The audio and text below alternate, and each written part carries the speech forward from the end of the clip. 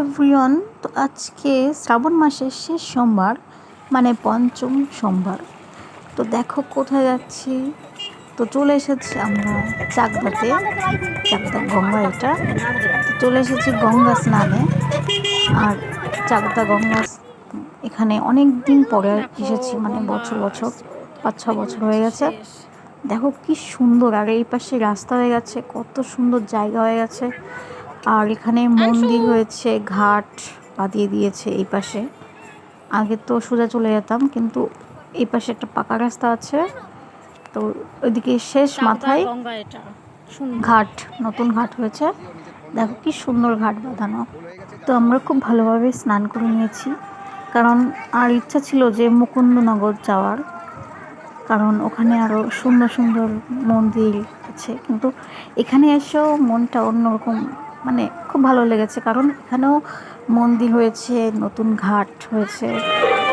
তো দেখো এখানে কালীমা রঘুনাথের মন্দির, এখানে দেখো কি সুন্দর ঠাকুরটা দেখতে।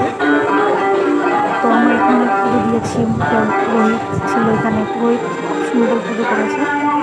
আমার জানি না, নাহলে তো অনেক কিছু নিয়ে আসতাম, ফুল ফুল নিয়ে এসেছিলাম, কিন্তু যেটুকু পেরেছি সেটুকু দিয়েছি। দেখো কত লোক, আরও লোক ছিল। তো লোক আসছে আর সবাই পুজো দিচ্ছে, মনে একটা শান্তি পেয়েছি। তো থেকে চাকদা শ্মশান, মানে এখানে কোনো শ্মশান নেই, শ্মশানটা আগে। তো কে কে এসেছে এখানে অবশ্যই বলো, কমেন্ট করো। আর যারা আসেনি তারা কিন্তু আসতে পারো, এখানে খুব সুন্দর জায়গা তৈরি করে দিয়েছে। দেখো, তো আমরা চলে এসেছি বাড়িতে। দেখো আমাদের এখানে শিবকে আমি পুজো দিয়ে দিচ্ছিলাম।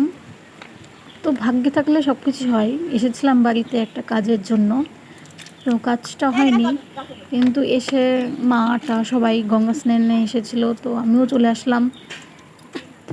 আমার মহাদেবকে পুজোও দিতে পারলাম, ঘুরতেও পারলাম, সব কিছু হয়ে গেল।